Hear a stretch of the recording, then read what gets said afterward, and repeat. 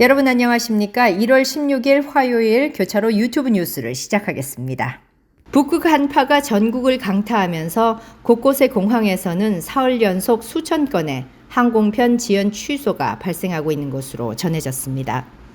14일 일요일 항공편 정보 사이트 플라이트 어웨어에 따르면 이날 오후 기준 항공편 4,000편 이상이 연기됐고 1,000편 이상이 취소됐습니다.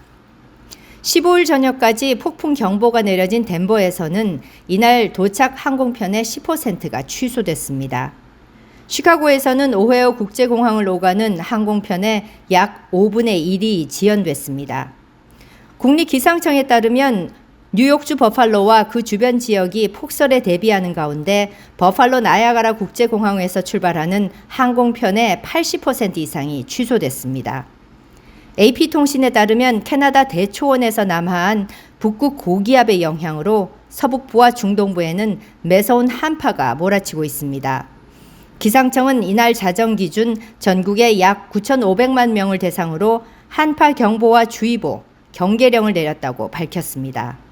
한편 기상청은 시카고 지역의 이번 추위는 화요일까지 지속될 것으로 예상되며 주 중반에는 최저 기온이 10도 안팎으로 회복될 것으로 예상된다고 밝혔습니다. 시카고 경찰은 지난 주말 시카고 전역에서 총기 난사 사건이 발생해 최소 8명이 총에 맞았으며 이 중 4명이 사망했다고 밝혔습니다. 경찰에 따르면 토요일 밤 맥키니 공원에서 한 남성이 드라이브바이 총격 사건으로 사망했습니다. 시카고 경찰은 28세의 이 남성이 오후 7시 15분경 웨스트 33번가 1600블록의 인도에 서 있었는데 차량 한 대가 지나가면서 안에 있던 누군가가 총을 쐈다고 밝혔습니다. 이 남성은 가슴과 머리에 총을 맞고 시카고 대학 의료센터에서 사망 선고를 받았습니다. 또한 시카고 도심에서는 18세 남성이 총에 맞아 사망하는 사건이 발생했습니다. 이 남성도 목과 얼굴에 총을 맞고 마운트사나이 병원으로 옮겨졌지만 결국 사망했습니다. 일요일 새벽에는 사우스사이드에서 한 남성이 운전 중 총에 맞았습니다. 총격 사건은 자정 이후 브론즈빌 지역의 40번가와 사우스 와바시 애베뉴 근처에서 발생했습니다. 이 남성은 총에 맞은 후 차량 통제력을 잃고 주차된 차량을 들이받으며 등에 총상을 입고 위독한 상태로 병원으로 후송됐습니다. 경찰은 총격 사건의 원인으로 개인적 다툼, 마약 거래 등의 이유로 보고 있습니다. 경찰은 현재 수사를 진행하고 있습니다. 시카고 한인회가 지난 13일 토요일 정오부터 날스 소재 바비큐 가든에서 미주 한인이민 121주년 기념 제19회 미주 한인의 날 기념식 행사를 가졌습니다. 매년 1월 13일에는 시카고 데일리 센터에 대형 태극기가 개양됩니다. 한인회는 올해도 이사진과 임원들이 이곳을 방문하여 기념 촬영을 할 계획이었으나 한파가 지속되면서 다운타운 행사를 취소하고 한인 동포들이 많이 거주하는 서벌브 지역에서 기념식을 시행하게 됐다고 밝혔습니다.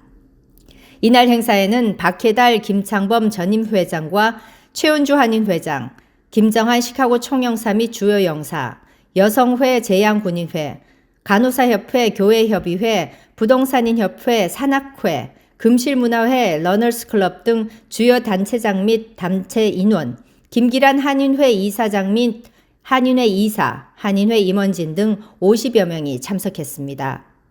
특별히 이번에 미국을 순방 중인 부산시의 김광회 경제부시장 및 방문단도 참석해 기념 행사를 함께했습니다. 민주평화통일자문회의 평화통일염원 2024년 신년 상견례가 지난 13일 토요일 놀스브룩 힐튼 호텔에서 열렸습니다. 이날 행사는 해병기수단 입장을 시작으로 정동욱 중서부연합회 수석 부회장의 개회선언과 함께 윤기로 중서부 한인회 연합회장, 김기령 민주평통 시카고 협의회장의 신년사가 차례로 이어졌습니다. 최은주 시카고 한인회장의 축사에 이어 김정한 시카고 총영사의 대통령 표창 수여식이 진행됐습니다. 대통령 표창에는 안대식 미네소타 분회장, 정동욱 부회장, 강원택 켄터키 분회장이 수상했습니다. 북한 인권 개선 결의안 통과, 특별추진위원회 발대식을 함께 진행한 이번 신년 상견례는 탈북자 이서연 씨가 북한 인권 특별 강연 강사로 초빙돼 북한의 현 주소와 한반도 통일에 대한 견해를 밝혔습니다. 행사의 마지막은 모든 참석자가 우리의 소원은 통일을 다 함께 불러 감동을 선사하기도 했습니다.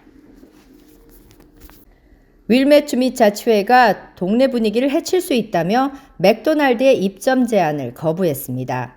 지난주 시카고 북부 교외도시 윌맷의 운영위원회는 맥도날드가 간선도로 교차 지점에 빈 단독 건물 부지에 조성하려던 윌맷 1호점 오픈 계획을 승인하지 않기로 결의했습니다. 윌맷 운영회 측은 주민들의 의견과 맥도날드 측 계획을 신중히 검토해서 내린 결정이라고 말했습니다. 이는 1990년대부터 있던 캐주얼 레스토랑 체인 베이커 스퀘어가 2019년 4월 문을 닫은 후 계속 빈 채 남아있던 곳입니다. 맥도날드는 이곳에 드라이브스루 매장을 조성할 계획이었으나 800여 명이 넘는 주민들은 이에 반발하여 입점 반대 청원 서명 운동을 벌여왔습니다.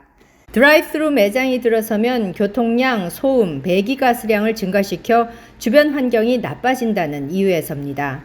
주민들은 조사 결과 맥도날드는 하루 평균 1000건을 판매하며 이 가운데 7,800여 건이 드라이브스루로 이루어진다며 오전 5시 30분부터 오후 10시까지 영업시간을 기준으로 볼 때 1분당 한 대의 차량이 들고 나는 셈이라고 설명했습니다.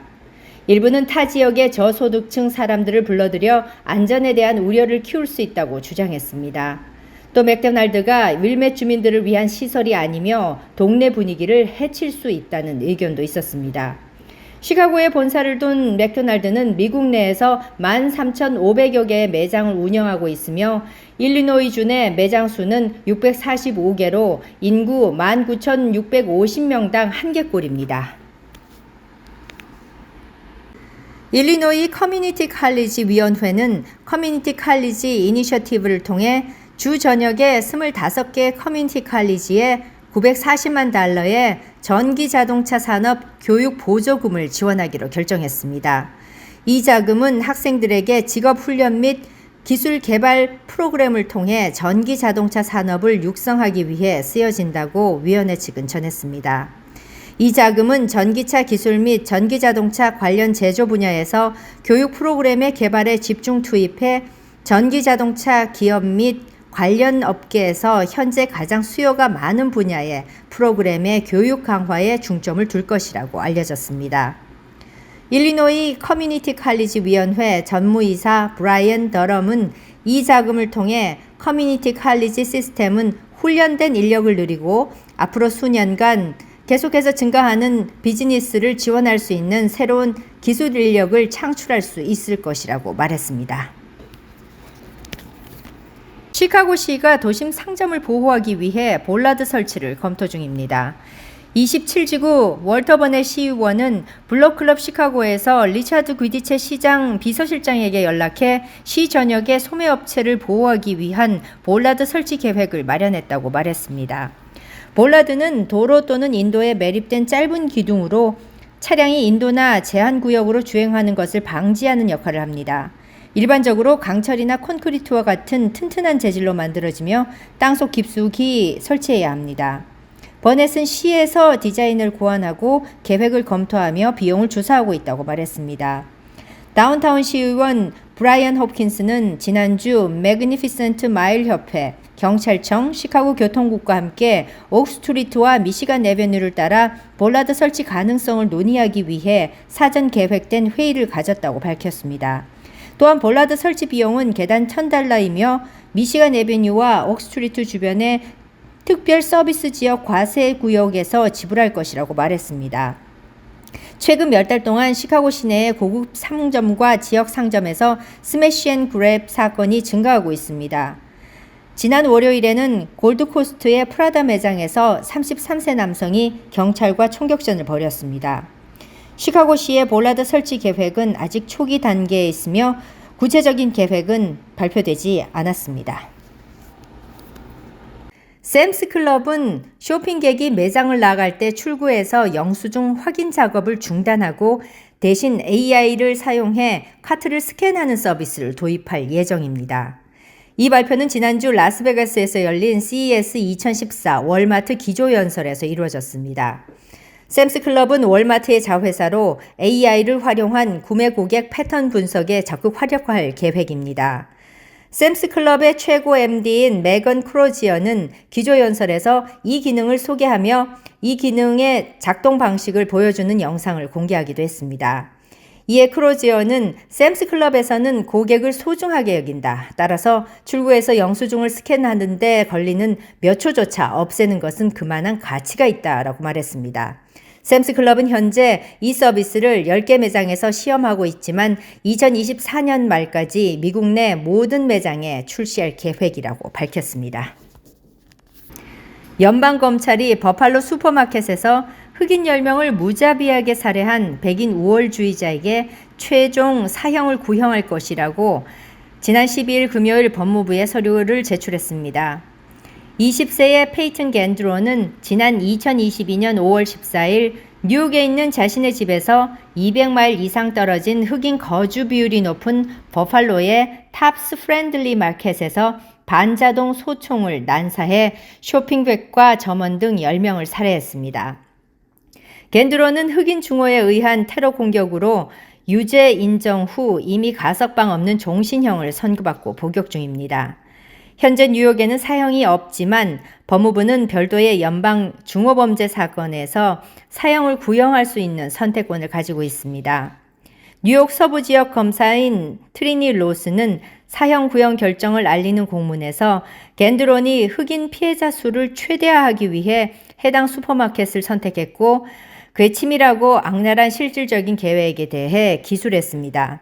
피해자 가족은 연방검찰에 사형을 구형해야 한다는 목소리와 평생 고통받으며 감옥에서 지내야 한다는 엇갈린 목소리를 내고 있으나 사건 심리가 열리는 지난 금요일 몇 시간 전에 최종 사형 구형 요구로 결정되어 요청한 바 법원에 이번 주 최종 선고를 앞두고 있습니다. 스타벅스가 매주 목요일에 음료를 $3에 제공한다고 발표했습니다. 해당 이벤트는 스타벅스 리월드 회원에게 제공되며 스타벅스 리월드 회원은 그란데 음료나 그 이하의 음료를 이벤트 가격으로 주문할 수 있습니다. 커피숍 방문객은 정오부터 오후 6시까지 음료 한 잔을 할인된 가격으로 이용할 수 있습니다. 이 혜택은 스타벅스 앱에서 제공되며 리워드 회원은 온라인으로 주문하거나 매장에 직접 방문하여 체크아웃 시 바리스타에게 혜택을 적용받을 수 있습니다. 단 이 이벤트는 통조림이나 병에 담긴 음료수와 주류는 제외된다고 합니다. 지금까지 1월 16일 화요일 교차로 뉴스였습니다. 고맙습니다.